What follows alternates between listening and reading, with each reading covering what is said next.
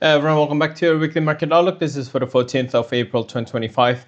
And obviously, we have been looking at a very interesting week. And as we posted on the socials and stuff, it is actually the most volatile week we have ever seen in the past 50 years. And that's obviously something to say that one single person could actually move the market so much so that it's actually worse than the crash, the stock market crash in the 80s, the global financial crisis, the Asian financial crisis, as well as COVID, and obviously the trade war a decade ago. So this is actually, we are actually not really off the hook yet. And I'll explain why in a little bit.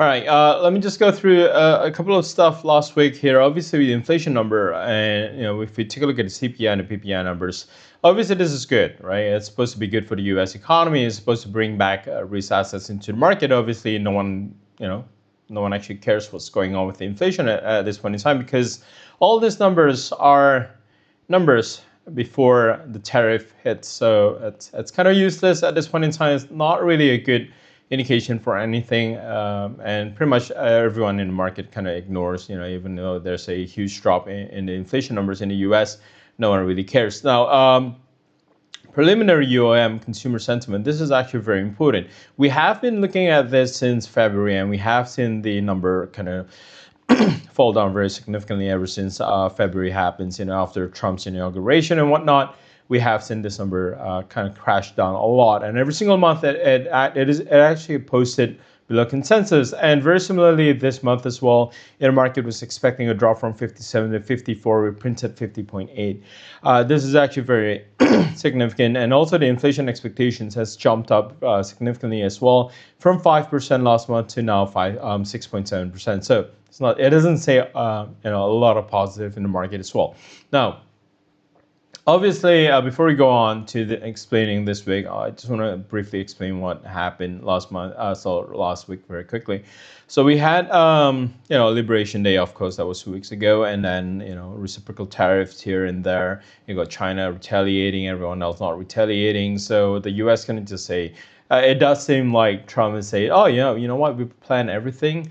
And, except for China, we're just going to pause everything. This is actually just a test for the market and whatever not. That's actually not the case. This is actually Trump blinking. And the reason for that was actually the potential collapse of the treasury market in the US. And that's basically the reason why Trump needs to kind of back off a little bit on the whole tariff issues, and say, okay, we'll try to negotiate with everyone. It does bring in a little bit of a relief in the market, but we're not seeing any follow through rallies in the market as well. And there is one concerning issues, especially for forex traders. This is something you need to keep an eye out for. All right, before that, let me just explain. In terms of the data that we're anticipating this week, we're not really looking at a lot of data, so that's really important. We've got the UK inflation number. Of course, that's still going to play a huge amount of change in market. But at this point in time, I think a lot of basically everyone in the world is just focusing on what's going on with the tariff numbers. The U.S. retail sales numbers expected to pick up 0.2 to 1.4%. Again, this is not relevant at this point in time. We are expecting retail sales numbers to continue to climb the next 2-3 months. Basically, before the tariff kicks in, everyone's just going to be stocking up for everything. If they got spare cash and they want to buy a phone or whatever before tariff hits in, everyone is just buying that. And we saw an increase in the past 2 weeks from retailers basically just telling reporting that, everyone is just buying things up right now, stocking up before a tariff hits them, and basically that's going to be the case, and we're going to be expecting the retail numbers to be skewed in the next few months anyway. Chair Powell is not going to be speaking about anything at this point in time. I think the concern right now here is the market thinking about whether or not the Fed is going to bail out the market if the treasury market crashes. And Fed has mentioned this last week that yes, they will kind of intervene, but to what degree? And we basically want to see, that comes out from Powell himself. That's going to be on Thursday. Australian time, that will be about 3:30 in the morning as well. All right. ECB, this one here is expecting a rate cut. No surprises here. I think everyone's just pretty much 100% expecting that rate cut to happen from the ECB. That's going to be on Thursday, and just do keep in mind Friday is Good Friday. So yeah, half of the world, basically the whole Western world, is going to be closed on Good Friday. So just keep that in mind if you are going to be trading this week. The FX market is still going to be open on Friday, but do expect liquidity to dry up a little bit. Check the hours as well. I believe JDR has posted the hours on the emails, especially surrounding the holidays here. So just keep that in mind. All right. I want to bring up the dollar index here, and you can see there's two lines on the chart. The red line, it's actually the 10-year Treasury yield. Now, the concern that we have here, typically the yields, if the yield goes up, then the US dollar goes up with it as well. If the yield goes down, then the US dollar goes down with it as well. So it's supposed to be positive correlated. The only divergences where we have this opposite movement in terms of the correlation here is during financial stress, right? And you can see how the dollar index has been dropping down like a stone here, but the 10-year Treasury yield has been going up. 30-year Treasury yield has also been going up as well. And this basically means that the bond prices is falling down rapidly as well.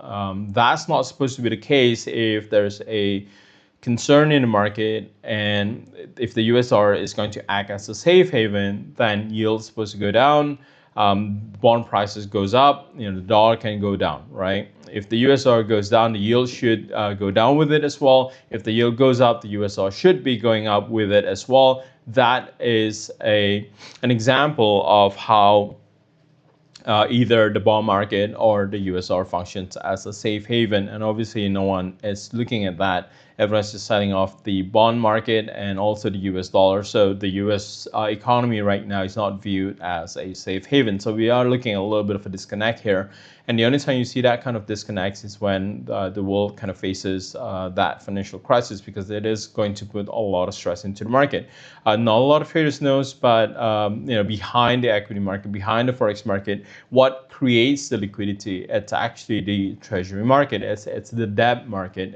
So the U.S. government debt right now is not being viewed in a positive way, and that's the reason why the bond market we're seeing a lot of sell-off in the bond markets, and that's basically what causes Trump to kind of pause on the whole tariff issues, right? Because there was actually a lot of dumping that was done 2 days ever since Monday, by the largest seller was actually Bank of Japan. They were getting a lot of the U.S. government bonds. So they're basically just offloading that into the market there, and we saw that collapse in the bond market. And at the same time, the US dollar is also not pushing up higher. So that's basically the stress point there. And Trump can say whatever he wants, that he claims it to be a victory, that he planned everything. This is unplanned, and it's very obvious because everyone of his inner circle basically just comes out on the news and tells us different stories here last week. But yeah, the key trigger was basically the bond market, and if Trump didn't do it last week, we would probably be in a worse condition at this point in time. But not saying that we are off the hook. I think there's still a lot more pain to come this week. All right, let's take a look at the currency market here. This is the Aussie USD. The Aussie is currently recovering. I think there's still room for this one to recover. We still need to overcome that bearish order block there at 64 cents. But the concern that I have with the Australian market here is that the Australian economy is not really strong by itself, right? This is currently fluctuating basically just on proxy of the Australian dollar being the proxy for the Chinese yuan. The trade wars going on with China and Australia, and the US at this point in time is obviously moving the Australian dollar a lot.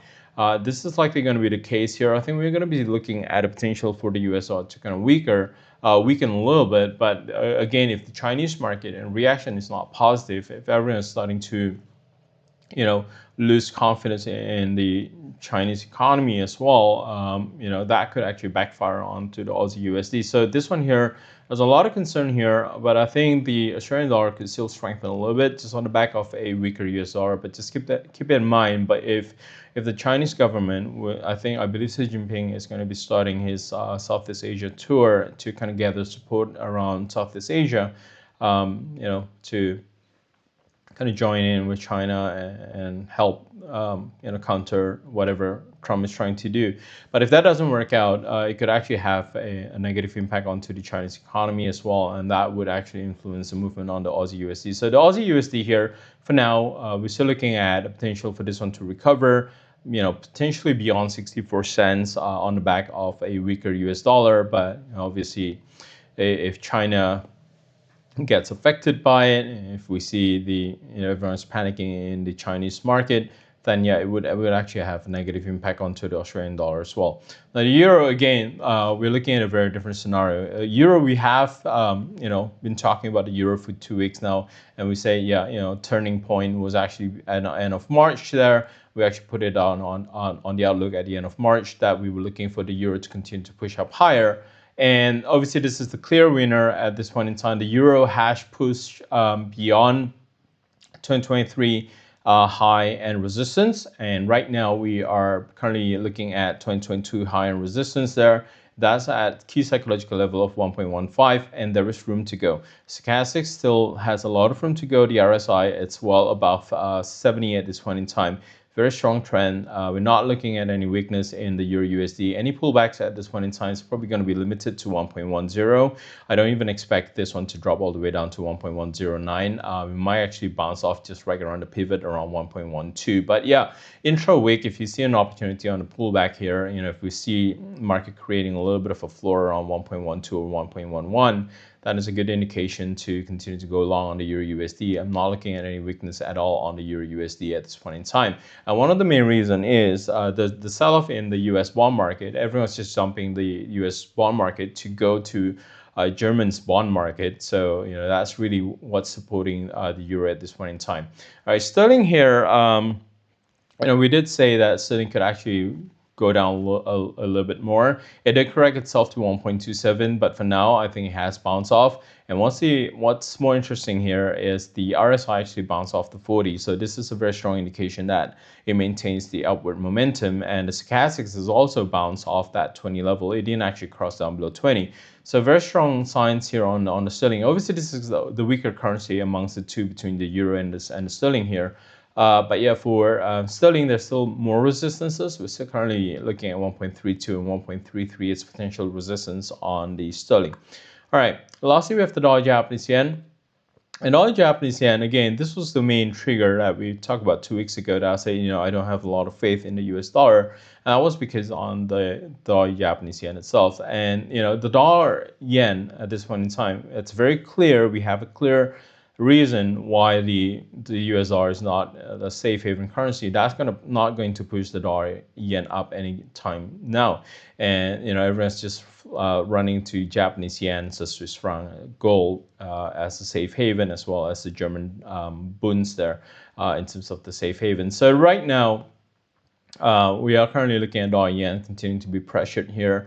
We did break a lot of key support. 144 is gone. We're now 142. We are really looking at 140 at this point in time.